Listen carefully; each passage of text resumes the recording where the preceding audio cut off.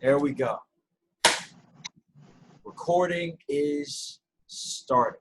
Ladies and gentlemen, welcome to another episode of Kareem Talks. I'm your host, Kareem. It is Father's Day. Happy Father's Day to all of these striving fathers out there, both young and old, who are striving to protect their families, in particular, their women, because that is especially needed in this society. And I took the liberty of studying our father and our minister, the Honorable Minister Louis Farrakhan, the particular lecture, The Divine Value of Women. And it's on, literally, it's there in the background now. I was listening to it as we were getting ready for this episode. And to paraphrase, because I don't like misquoting the minister, he was saying that a new world is going to come through our women. That's period. It's an argument. You want to argue with the minister, you have fun with him. That's what he said. And if we're going to get to that new world, it starts with elevating the woman, in particular, the Black woman. And we can't do that without loving, respecting, and protecting the Black woman. With that, I welcome my two guests on this show, both returning guests, Sister Khadijah and Sister Nzinga. Welcome to Kareem Talks. How are you all doing today? I don't think I heard you. Hear me? I can hear you now. Okay. I think you're just very soft spoken. I'm sorry. But welcome to the show, guys. Sister Khadijah has went through the trouble of putting together a presentation. She's not a big public speaker, but she is good with putting presentations together. So listen with an open mind. And whenever she feels like she should come in, Nzinga will elaborate on certain points if it's necessary. So with that, let's get into it. Okay, so assalamu alaikum. I just wanted to speak on how we're, as a Black people, how we're failing at respecting, honoring, and protecting the Black woman. So first things first, trigger warning. The subject will be speaking on various types of abuse and sexual assault. The Most Honorable Elijah Muhammad gave us an instruction, which was to respect, honor, and protect the Black woman. But now it's become more of a catchphrase for social media clout whenever something bad happens to a woman in real life. Unfortunately, it's not taken into practice.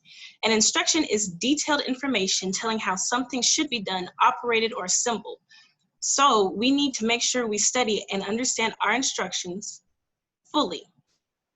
We're going to define what respect, honor, and protect means. Respect is esteem for a sense of the worth or excellence of a person, a personal quality or ability, or something considered as a manifestation of a personal quality or ability. To show consideration for, avoid intruding upon, or interfering with.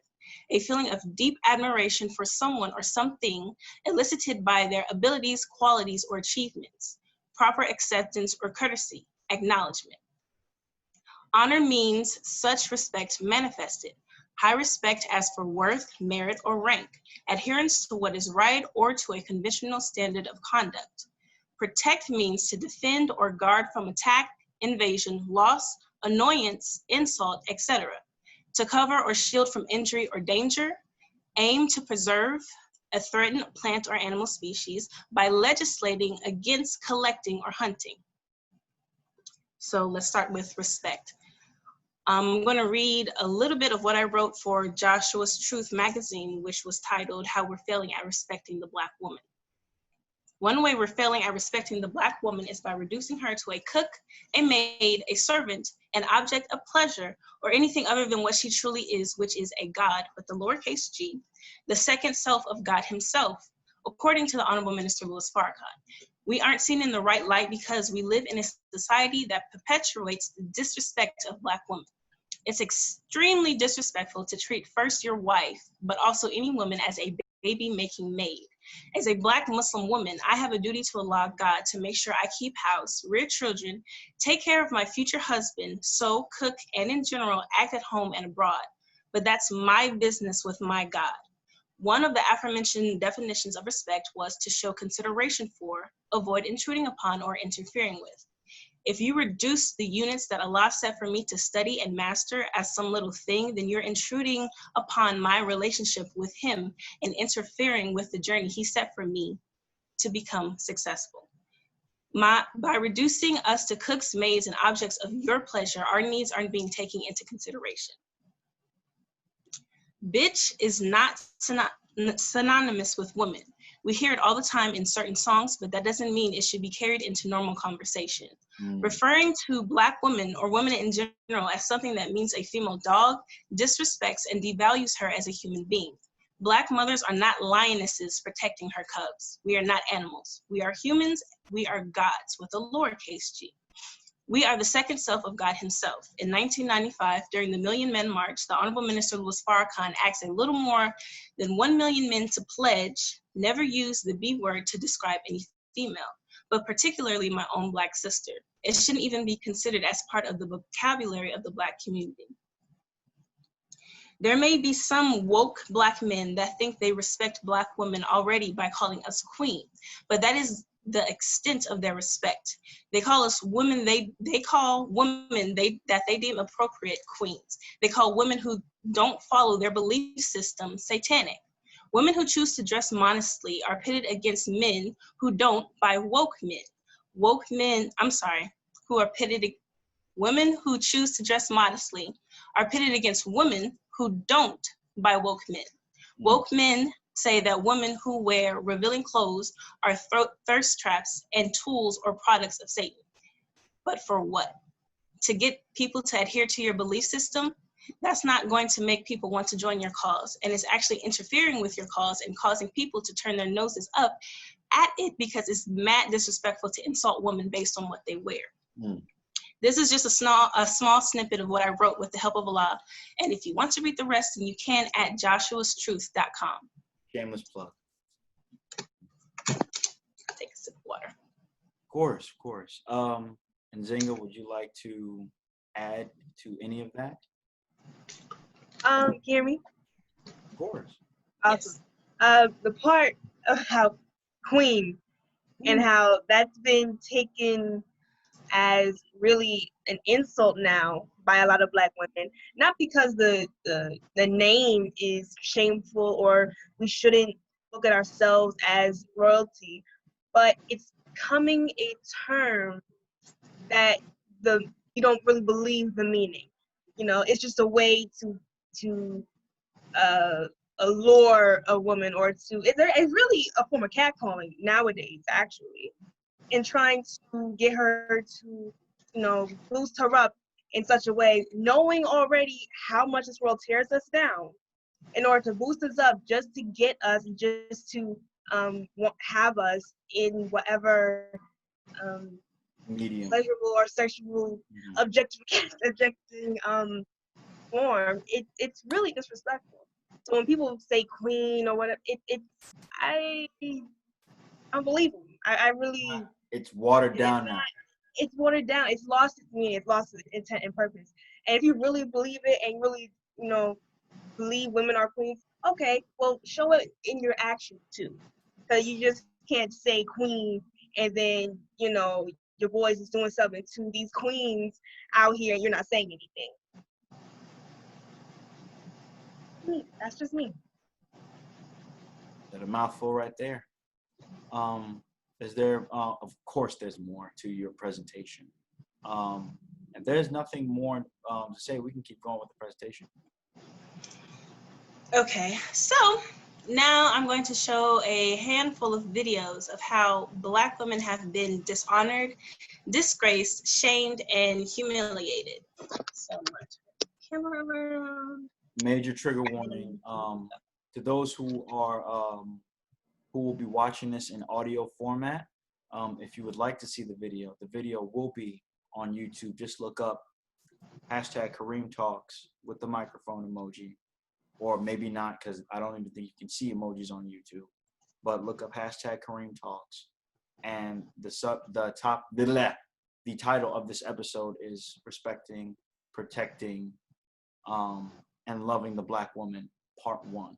There will be a Part 2 in the future with a, inshallah, in the future with a male guest who I will not reveal yet until he confirms.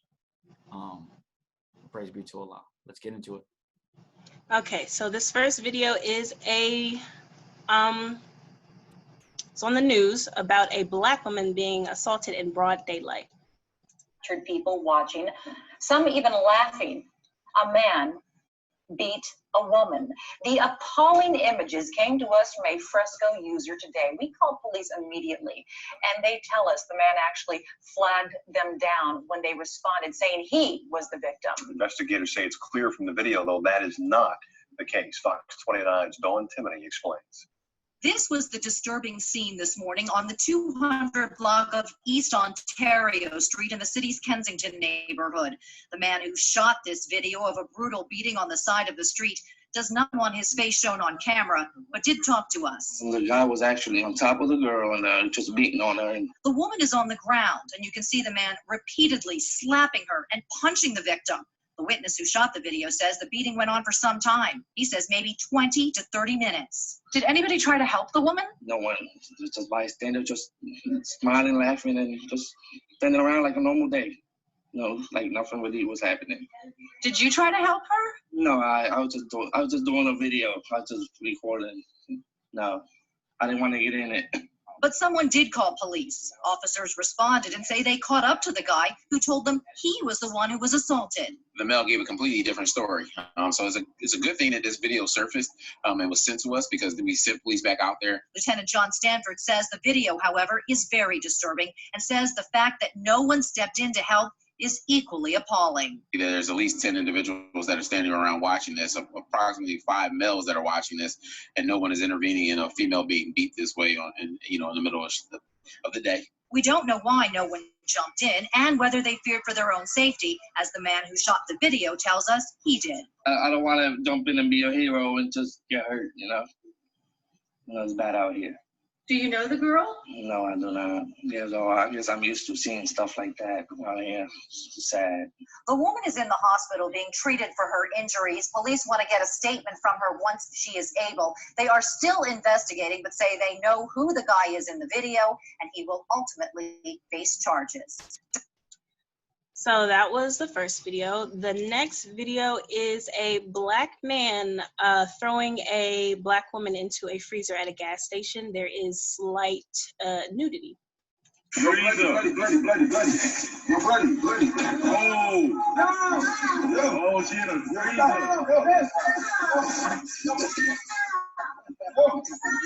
Oh, she in a freezer.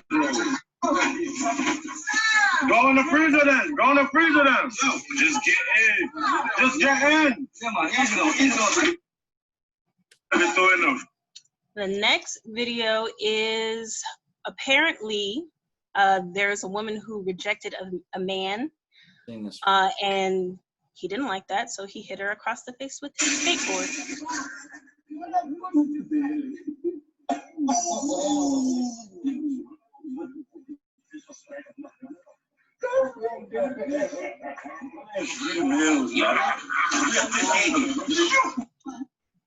And the last video is a group of men throwing a Black girl into a dumpster.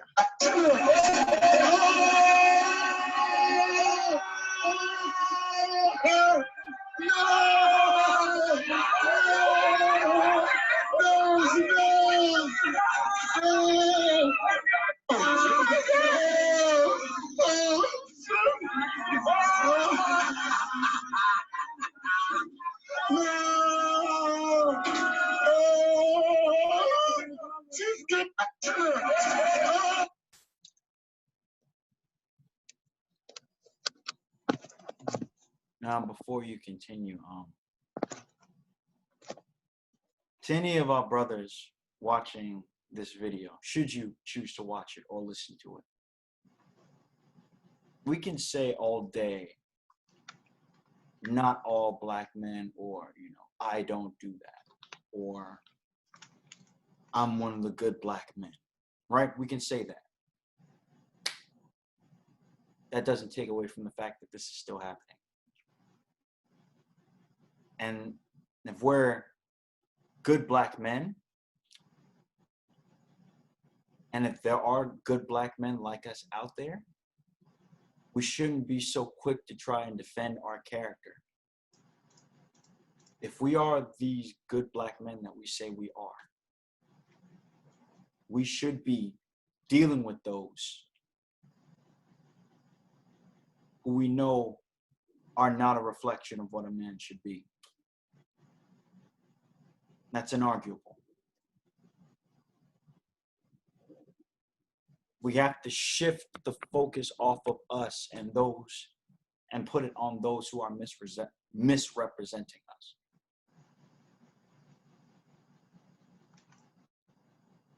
But that ego,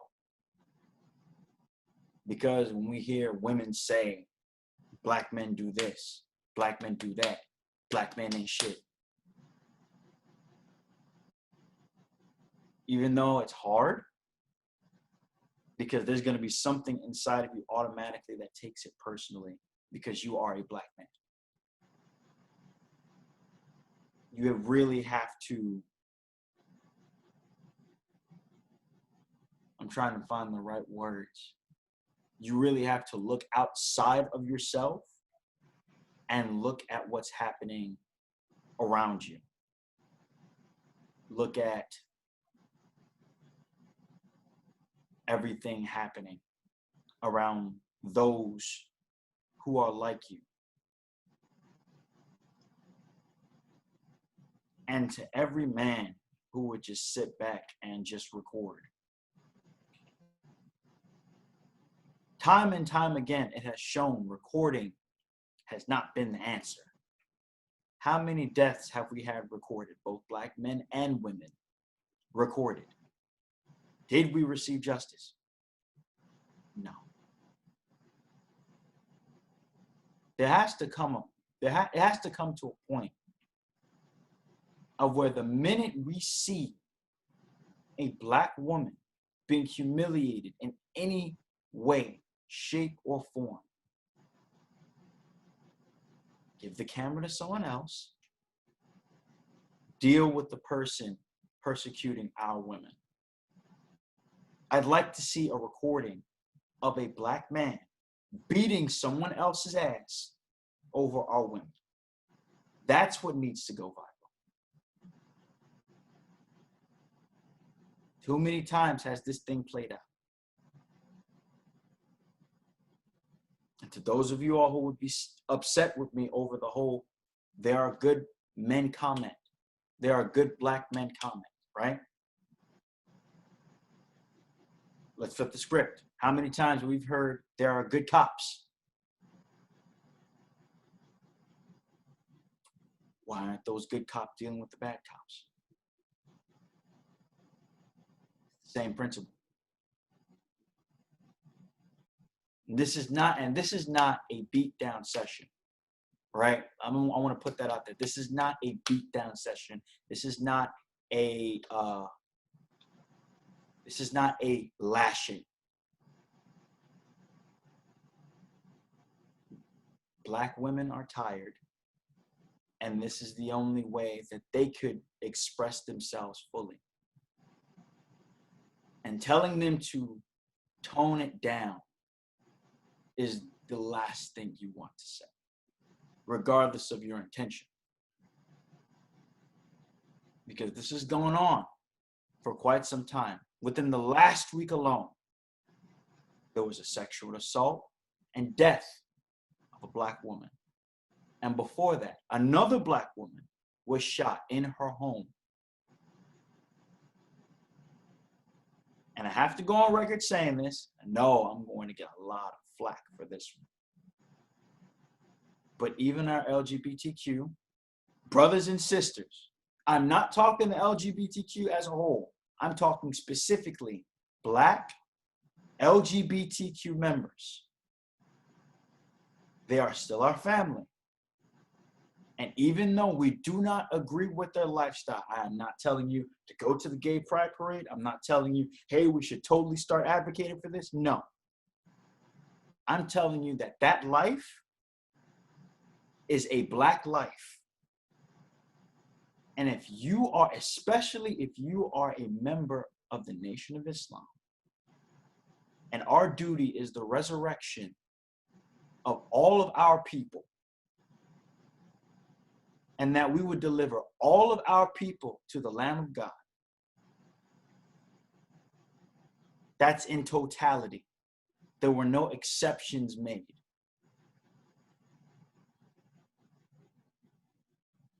At the end of the day, what happens with our LGBTQ brothers and sisters is between them and Allah.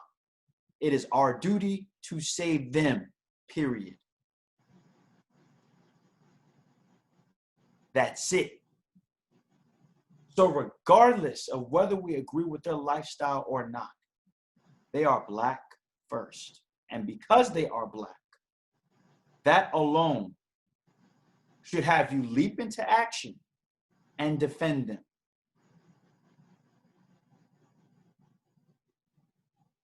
And that's all. That's all I want to say. Continue. Okay, so Anne Archer Westcott was an enslaved Black woman who underwent a series of experimental surgical procedures by J. Marion Sims, who is considered the father of gynecology. He believed that Black women didn't feel pain, and this thought has carried itself into the Black community, but is far from the truth. Black women do feel pain. We feel pain every time our fathers, husbands, sons, and the men we aren't related to are unjustly killed by the police. We feel pain when we are abused in our own communities. We still feel the same way we felt when we had to see these things happen before our very eyes during slavery. We fight for our Black men. We are on the front lines of the protest for Black lives. We are some of the loudest voices for the injustices and oppression we face. Not just us in the Black community, but others as well. Black women cry. We cry when we fight for everyone else, and we cry when everyone else doesn't fight for us. The love we have for others is not reciprocated for us. Instead, it's debated. Whenever Black women bring up the pain we go through, men come along, and I would say with every excuse, but I genuinely feel like that's too nice of a word. Men come up with bullshit as to why we shouldn't speak on our experiences. We are failing at honoring Black women by dumping all of the world's problems on her and not allowing her to breathe. Another way we are failing at honoring Black women is by leaving them out of the conversations of the leaders of our struggles as Black people in America. There was a post going around on Instagram titled "The Nation of Islam Produced," and it was a couple of pictures that was quickly edited and thrown together of the students of the Most Honorable Elijah Muhammad. There was a picture of the Honorable Minister Louis Farrakhan, which I would like to give a quick shout out to because he made me the woman I am today. Made us all. Yes. There was a picture of Muhammad Ali, Malcolm X, and Dr. Khalid Muhammad, as well as a few male Muslim social media personalities.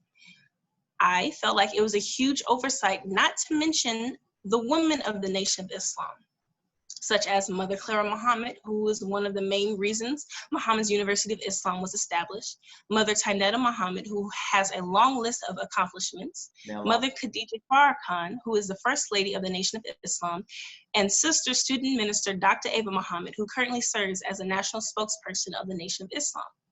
I'm only able to speak on a very small fraction of what they've done as a product of the Nation of Islam. These women are worth mentioning and honoring when speaking about the Nation of Islam. And there are also many Black women freedom fighters, writers, artists, athletes, and entertainers that deserve to be honored and credited for their work. For instance, Harriet Tubman, Sojourner Truth, Angela Davis, Assata Shakur, Kathleen Cleaver, Fannie Lou Hamer, Maya Angelou, Toni Morrison, Alice Walker, Bell Hooks, Ida B. Wells, Audre Lorde, Laura Wheeler Waring, Elizabeth Catlett, Carol Walker, Florence Flojo Griffith Joyner, Gabby Douglas, Simone Biles, Nina Simone, Judith Jamison, Janet Jackson, and Beyonce, to name a few. Women, no matter what they look like or where they come from, what a religion they adhere to, or what they do for a living, should always be approached with honor and respect. The worth and value of the woman, especially the Black woman, should not be debatable. Pause right here because I need more water. Thoughts? Nzinga?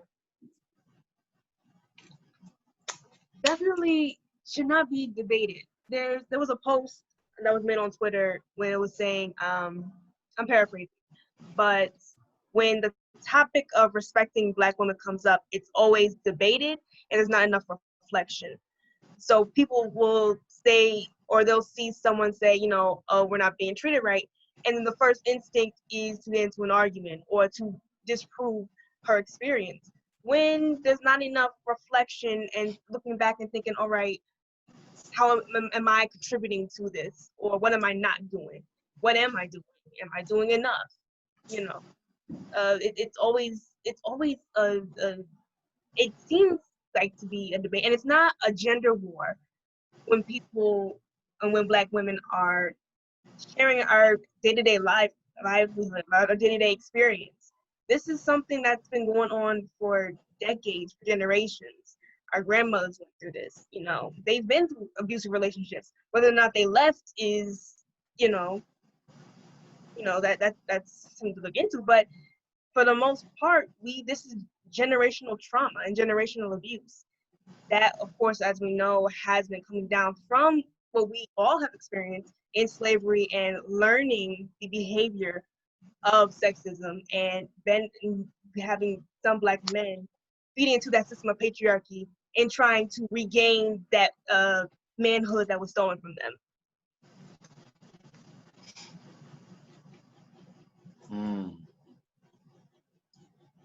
And I'm glad you mentioned patriarchy, because I'm remembering first episode that I did with Khadijah. For those of you who haven't watched it, it's titled "The Compensation for the Emasculation of the Black Male." Please go watch that if you have not. But one of the things you mentioned was that the type of I hate misquoting people. I hate it so much. But you mentioned how the black man has essentially become like our oppressors. He's taken on attributes of them, which are not the correct attributes to take. It's not codependence. It's a patriarchy. So, and that's what needs to change when there is a codependence. I said this on someone's live a couple of times, on different lives actually. It's not God, then man, then woman. It's God, then man and woman. It's a mathematical equation. You can't have one without the other and expect God to be in the picture. And when we talk about man and woman, yes, God gave man a degree over a woman, but that difference is like 50. Like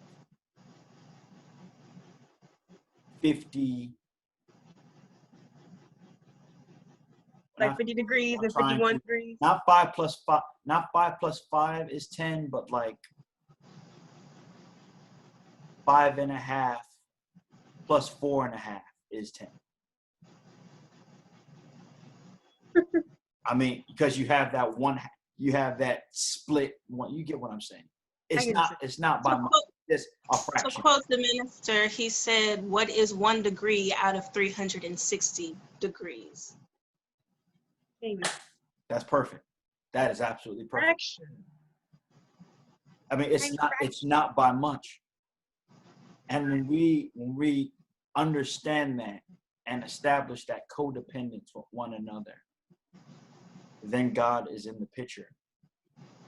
And then the nation can grow, because now the woman has been elevated and continues to be elevated. So, yeah, all of that. Please continue. We have 10 minutes left in this recording. So if you're on like a first piece or finishing up a major piece, we got to do that and finish this one up around 8:35. No, 8:30, between 8:35 and 8:37. We will take a brief intermission, and we'll be recording the second part of this. There'll be parts 1 and 2 of this episode alone on YouTube only. The entirety of this episode will be posted on Spotify, Apple Podcast, and Google Podcast this evening. So, go ahead. Okay, I'll have two parts, and then that's when I'll stop. Okay. So, I pray that I am pronouncing her name right. Oluwatoyin Salau. She was 19 years old. On June 6th, 2020, she tweeted a detailed account of her sexual assault. She was molested by a Black man who was disguised as a man of God. This man of God took his clothes off and began rubbing her body until he climaxed. She tweeted a description of the man and the car he was driving. She went missing after tweeting her assault, and several days later, she was found dead. If it weren't for the Black man that thought it was acceptable to sexually assault, abduct, and kill this young Black woman, Oluwatoyin Salau would still be alive. According to the Me Too movement website, approximately 60% of Black girls experience sexual abuse by the age of 18, and 1 in 5 Black women have been raped in their lifetime, not to mention the women that are victims of domestic violence and the victims of sexual abuse that are male. Why aren't we doing anything to make sure that this is not a reality in our community anymore? From the interactions I've had with people and from what I've seen on social media, when we hear protect the Black woman, we think, oh, if I see a man punching on a woman, I need to beat up that brother. Well, not only do we not do that, as we saw in a previous video, but also protection from physical harm is not the only way to protect a woman. Not to undermine protecting women from physical harm, because we need that, but we also need protection from verbal abuse, mental/physical, emotional abuse, and spiritual abuse. You can protect a woman from physical abuse all you want, and I pray that you do, but if you go home and keep her from honing her God-given gift because she needs to be making and taking care of them babies and cleaning up all the time and cook whenever I come home, then you're not fully protecting the woman. And last I checked, Allah came in the person of Master Muhammad to make us gods with the lowercase g. We shouldn't be careless in what we do, especially our instructions. Importance of taking care of home, cooking, and taking care of children is devalued by men because a woman is doing it. I would like to pause right there. I'd like to, I love how you brought up that point of cooking and cleaning, because that's not gender specific. Those are basic survival. It's basic survival and hygiene. Mama made everybody wash the dishes. It wasn't just the girls specifically. Everybody had something to do. Cleaning is not gender specific. Cooking is not gender specific. I cook myself. You can't live off of just fast food. All right. It's a survival tactic. Honestly, I wish there were some things that you all learn in your MGT class that we learned as brothers. Like, it's important, especially if you're single and you don't have anyone. Yeah, it's gonna be great having a wife sewing patches that are in your suit and making you a nice dinner. It's gonna be wonderful. But as a single brother, you have to be able to do those things for yourself. I feel like I should say that there's a book that the MGT has for cleaning that I think it's free, right? It's a free book. It's a that you free can ebook, download. and it's for everybody. Everybody. And I wouldn't have known that. I didn't know that. It's for everybody. Because we're in a global pandemic right now. We're in a global pandemic.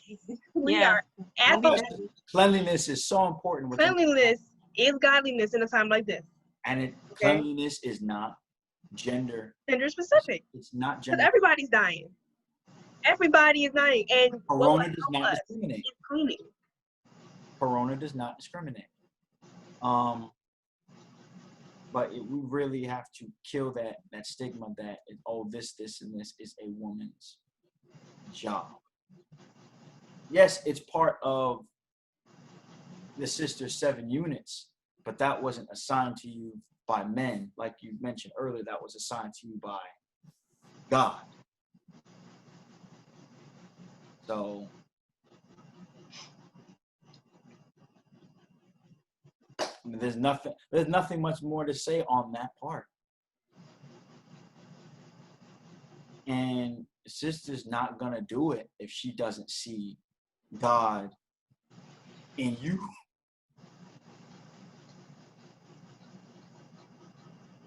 And I know I feel like there's going to be people listening to this and they're gonna say, oh, this brother is simping, or he's being soft on this. I mean, I know this is what I was raised on. Fun fact. Can we normalize respect? Can we normalize respect to women? Can we stop calling men who actually care about us simps? Men who actually, don't limit us to the kitchen simps. Like, can we stop calling men who actually respect us as you should simps for doing something that you should have been doing? Supposed to be natural. It's supposed to be natural. But of course, we have to think the conditioning that's taking place in the society. So I get it from that standpoint, but let's normalize respecting people, not shaming those who do it, because then you, my friend, are really the simp. It's just this tough guy persona has become so embellished, is that when someone does something out of the norm that is not deemed masculine in their eyes, that person is castrated. Like wearing a bear suit. But we're not going to get into that. We're not going to get into that. We're not getting into that. Not getting into that. But yeah, I mean, if you're not cooking and cleaning in your home as a male by yourself, how are you living? How are you still breathing? How are you not dead yet? I mean, yeah, this is comedic, yes. I have to take a break from the seriousness. But in all seriousness, how is the black mold not gotten to you yet? Should be natural. Taking a bath should be natural. Smelling nice should be natural, and not just to impress somebody. The evil world we live in. I mean, like, think about it. You want to come back home and the house smells like garbage because you ain't take it out? It's just common sense is not common. It's not. Not in this world. Common sense is not common. Oh, whoa, we're on 39. Christ. We'll be back. You have a good day. Intermission. And